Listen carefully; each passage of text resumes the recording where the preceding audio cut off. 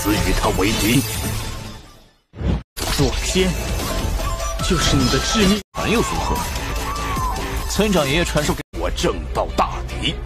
你想要做官的，要灭天下宗派，实难。Halo guys, jumpa lagi sama gua Lucky Scan. Sebelum mulai videonya, buat kalian yang baru bergabung jangan lupa subscribe channel ini dan nyalakan lonceng notifikasi agar tidak ketinggalan update video terbaru dari channel ini. Dan jangan lupa juga like video ini, hitung-hitung uang parkir ya guys. Oke, tanpa berlama-lama lagi kita lanjut saja langsung ke videonya. Dao Zilinsuan juga mendengar sebagian suara ceramah dari guru besar, mulai menyadari betapa dalam dan luasnya pemahaman sang guru besar dalam seni pedang.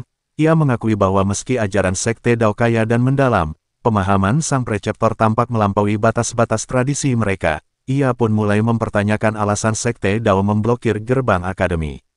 Namun Dan Yangzi menilai segalanya dengan lebih hati-hati. Baginya seseorang tidak hanya diukur dari kata-katanya tetapi dari tindakannya. Meski guru besar diakui sebagai bakat langka, dan bahkan pernah dipandang sebagai calon orang suci oleh Dao Master sendiri, jalan yang ditempuh sang guru besar membawanya ke arah yang dianggap menyimpang. Dengan kekuatan dan wawasannya, sang guru besar memang mampu mendorong batas-batas ilmu dan membawa kemajuan besar, namun ambisinya dianggap terlalu besar, hingga mengancam eksistensi sekte-sekte lain. Yang lebih buruk lagi, ia diketahui memanfaatkan ajaran sekte Heavenly Devil yang dianggap sesat dan bertentangan dengan nilai-nilai ortodoks. Hubungannya dengan kultus tersebut membuatnya dianggap musuh jalan kebenaran. Bagi Dao Zilinsuan pemahaman ini mengejutkan. Ia mulai menyadari bahwa semakin besar bakat seseorang, semakin besar pula ancaman yang mungkin ditimbulkannya jika kekuatannya menyimpang dari jalan kebenaran. Dao Zilinsuan merasa takut dan resah melihat seseorang yang berbakat justru bergaul dengan jalur iblis, karena semakin besar bakatnya semakin besar pula ancamannya. Ia dan Yangzi menilai bahwa mendirikan sekolah dasar, perguruan tinggi, dan Imperial College yang dilakukan oleh guru besar memang membawa manfaat, tetapi juga menimbulkan kerugian besar. Pendidikan massal ini memberi peluang bagi banyak orang untuk menjadi ahli, namun sekaligus menghambat perkembangan para jenius sejati. Mereka menganggap bahwa sebagian besar orang hanya mampu meniru dan menggunakan pengetahuan tanpa dorongan untuk menciptakan hal baru. Pendidikan yang seragam dianggap melahirkan individu yang serupa, seperti kue dari cetakan, tanpa keunikan atau pencapaian luar biasa. Oleh karena itu sekte Dao menentang pendekatan ini karena diyakini mengancam eksistensi mereka. Mendengar semua ini semangat juang Dao Zilinsuan pun bangkit. Walaupun guru besar dipandang sebagai musuh oleh sebagian kalangan, kemampuannya dalam jalan, keterampilan, dan seni ilahi tak dapat dipungkiri. Mengabaikannya hanya akan mempersempit wawasan seseorang. Ceramah guru besar berlangsung tanpa henti selama 2 hari. Banyak peserta tak mampu bertahan, sebagian tertidur di depan aula. Lainnya memilih mundur untuk beristirahat, hanya mereka yang memiliki kultivasi tinggi mampu mengikuti hingga akhir. Kinmu termasuk di antara mereka yang bertahan, berasal dari alam 5 elemen, ia tetap menyimak dengan saksama meskipun sebagian besar peserta lain berasal dari alam 6 arah dan 7 bintang. Salah satu pokok pembahasan yang menonjol adalah teknik pedang bentuk dasar ketiga, bentuk bor, saat digunakan dengan satu pedang ujungnya berputar cepat dan mampu menembus pertahanan sekeras tubuh berlian. Dalam jumlah besar pedang-pedang tersebut membentuk bor raksasa yang dapat menerobos hampir segala jenis pertahanan. Selama 2 hari penuh guru besar hanya membahas 3 bentuk dasar teknik pedang, tanpa mengajarkan topik lain. Sebagai gantinya ia membuka ruang tanya-jawab bagi para sarjana kekaisaran, menjawab pertanyaan mereka dengan cermat. Setelah seluruh pertanyaan selesai dijawab, ia bangkit dan menyatakan bahwa para peserta diberi waktu setengah hari untuk beristirahat, sebelum tanggung jawab kegiatan selanjutnya diserahkan kepada Patriark Muda. Patriark Muda yang menyambutnya dengan senyum, menanyakan apakah guru besar menemukan bibit unggul dalam kesempatan ini. Guru besar mengakui bahwa hanya 1 atau 2 peserta yang benar-benar memahami teknik pedangnya, sosok yang diyakininya dapat dikenali oleh Patriark sendiri. Ketika pembicaraan beralih pada masa depan sang Patriark, Patriark menyatakan bahwa usianya yang menua membuatnya merasa tidak lagi perlu mempertahankan posisinya. Dalam kata lain Patriark Muda ingin pensiun. Guru besar pun menanggapi dengan nada penuh penyesalan. Ia menyayangkan keputusan tersebut dan bahkan menawarkan posisi guru kekaisaran kepadanya, sebuah tanda penghormatan atas hubungan mereka. Namun ia tahu bahwa tawaran itu akan ditolak. Bagi guru besar, kepergian Patriark Muda bukan hanya kehilangan seorang mentor, tetapi juga sahabat seperjalanan dalam pencarian Dao. Patriark Muda menutup pertemuan dengan senyum tenang. mengibaratkan hidup sebagai perjamuan yang suatu saat harus diakhiri. Ia dan sang guru besar telah mencapai titik perpisahan dalam perjalanan mereka. Mendengar itu guru besar menatap ke langit, merenungkan kemungkinan keabadian, sebuah harapan untuk menyaksikan era yang telah mereka bangun bersama. Namun setelah sejenak tenggelam dalam pikirannya, ia menggeleng pelan, lalu naik ke kapal yang perlahan menjauh dari Akademi Kekaisaran. Sementara itu para juru masak dari rumah dapur mendorong troli mereka ke depan aula pembelajaran tertinggi, menyajikan makanan bagi para sarjana yang duduk beristirahat di halaman aula. Sang patriark muda kemudian memerintahkan agar semua cendekiawan kembali ke tempat tinggal mereka untuk beristirahat selama setengah hari, hingga bel dibunyikan sebagai penanda dimulainya sesi berikutnya. Qin Mu kembali ke kediamannya. Dalam perjalanan ia melewati tempat tinggal Chen Wanyun dan melihat dia masih berlatih dengan tekun dan belum beristirahat sedikit pun. Terinspirasi oleh kegigihan itu, Qin Mu memutuskan untuk segera mulai berkultivasi.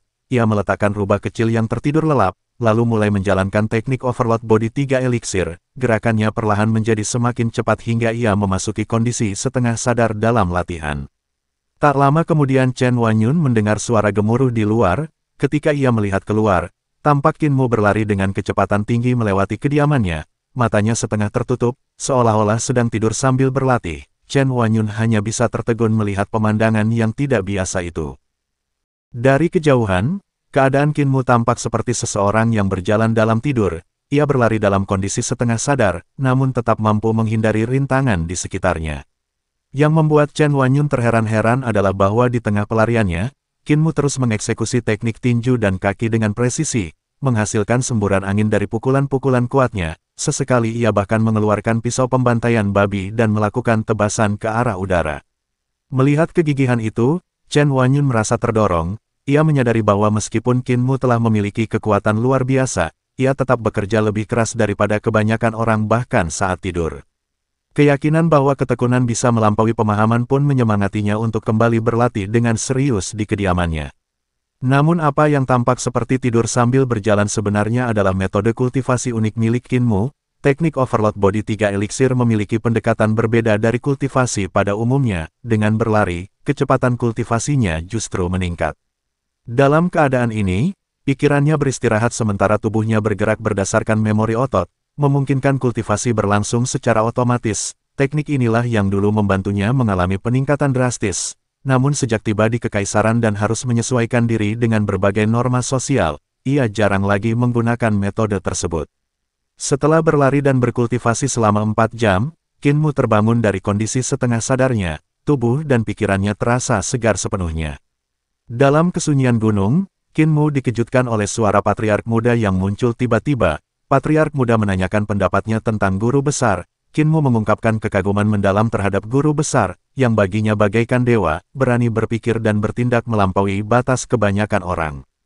Saat mereka berjalan menuruni gunung, patriark muda bertanya seberapa dalam pemahaman Qin Mu terhadap teknik pedang yang diajarkan. Qin Mu menjawab bahwa meski belum menguasai sepenuhnya, ia telah memahami dasarnya. Ia juga mengakui bahwa pengalaman ini membuka matanya. Ternyata masih banyak yang belum ia pelajari, meskipun sebelumnya merasa telah memahami segalanya dari kepala desa. Patriark muda pun memberinya nasihat, belajar tanpa henti itu penting, tetapi menciptakan jauh lebih esensial. Tanpa mencipta seseorang hanya akan terus menjadi murid, hanya melalui penciptaan, seseorang layak disebut sebagai ahli. Sesampainya di depan tebing batu giok, mereka melihat dua sosok Taois duduk tenang di depan gerbang Gunung Akademi, menyambut kedatangan hari yang baru. Patriark muda menunjukkan senyum tipis yang ambigu, mengingatkan bahwa guru besar telah menyampaikan ceramah selama 2 hari penuh. Qin Mu tentu telah memperoleh banyak manfaat, namun ia mempertanyakan mengapa Qin Mu belum juga bergerak. Qin Mu menghela napas, menyatakan bahwa selama ia menerima perintah dari patriark, tidak ada alasan untuk tidak mematuhinya. Mendengar itu patriark muda mencibir dan mengoloknya dengan berkata bahwa perkataannya terdengar baik. Tetapi pada kenyataannya gerbang telah diblokir begitu lama tanpa ada kemajuan dari Qin Mu. Ia menuding bahwa jika tidak ada manfaat nyata, Qin Mu pasti sudah pergi. Qin Mu kemudian ditendang hingga terjatuh ke bawah tebing. Ia mendarat dengan kasar, lalu menggosok tubuhnya sambil berjalan menuju gerbang gunung. Saat itu di sekitar gerbang tidak ada satupun sarjana kekaisaran yang terlihat, karena mereka masih beristirahat. Hanya 2 orang Taois yang tetap duduk di depan gerbang, ditemani oleh seekor makhluk aneh berjuluk naga kilin, yang terikat rantai dan tengah tertidur. Dao Zi Lin Xuan menyaksikan Qin Mu berjalan mendekat dengan perasaan yang sedikit tergugah. Ia memandang dan Yang Zi dan memanggilnya dengan hormat sebagai paman senior, dan Yang Zi hanya mengangkat kelopak matanya, menatap Qin Mu dan meyakinkan bahwa pengajaran guru besar telah memberikan banyak manfaat pada Qin Mu. Memahami hal itu, Dao Zi Lin Xuan berdiri untuk menyambut Qin Mu. Mereka saling bertukar energi Qi dan membungkuk sebagai bentuk penghormatan. Qin Mu memperkenalkan dirinya sebagai cendekiawan dari alam 5 elemen, sedangkan Dao Zi Lin Xuan mengenalkan dirinya berasal dari alam 6 arah serta akan segera menyegel harta karun 6 arah miliknya. Setelah menyegel harta karunnya, Qin Mu bertanya apakah Dao Zi akan menggunakan senjata. Qin Mu mengeluarkan tongkat bambu dari punggungnya, lalu menjatuhkan pisau pembantaian babi, palu besi, dan pedang pelindung. Namun sebelum Dao Zi sempat berbicara lebih lanjut, dan Yang Zi menegaskan agar ia tidak menggunakan senjata, melainkan mengandalkan keterampilan, seni ilahi, dan kemampuan bertarung jarak dekat. Dao Zi walaupun bingung, akhirnya mengalah dan meletakkan senjatanya, dan Yang Zi menghela napas lega, sebab bentuk pedang pelindung junior milik Qin Mu yang terlihat seperti pedang pejabat tinggi dengan sarung bergambar mulut naga ikan sangat mengkhawatirkan, dan bisa menimbulkan kerugian besar bagi Dao Zi jika digunakan dalam pertarungan. Jika itu memang benar pedang pejabat tinggi pertama, senjata Dao Zi akan patah saat mereka menyentuh dan tidak perlu bersaing lagi. Qin Mu tersenyum tipis saat dua lapis pupil tiba-tiba muncul di matanya, secara bertahap ia membuka mata surga dan kemudian mata langit hijau, tanah di bawah kakinya mulai berguncang hebat, retakan muncul pada ubin batu kapur, dan serpihan bebatuan yang hancur terangkat melayang di udara. Dengan sebuah hembusan napas panjang, Qin Mu mengerahkan pukulan kuatnya. Ratusan pecahan batu kapur yang melayang itu berubah menjadi butiran halus di bawah hantaman pukulannya, hingga batu besar menjadi puing-puing kecil. Ratusan batu kecil itu mengikuti gerakan pukulannya dan melesat ke arah Dao Zi Lin Xuan. Seketika suara raungan naga bergema, dan energi pukulan Qin Mu menyatu dengan serpihan batu tersebut, membentuk sosok naga pasir yang melesat ke depan layaknya naga dewa sejati. Langkah kaki Qin Mu bergerak lincah dan cepat, seolah-olah berlari dalam bayangan, hingga ia dengan secepat kilat berada di samping Dao Zi Lin Xuan.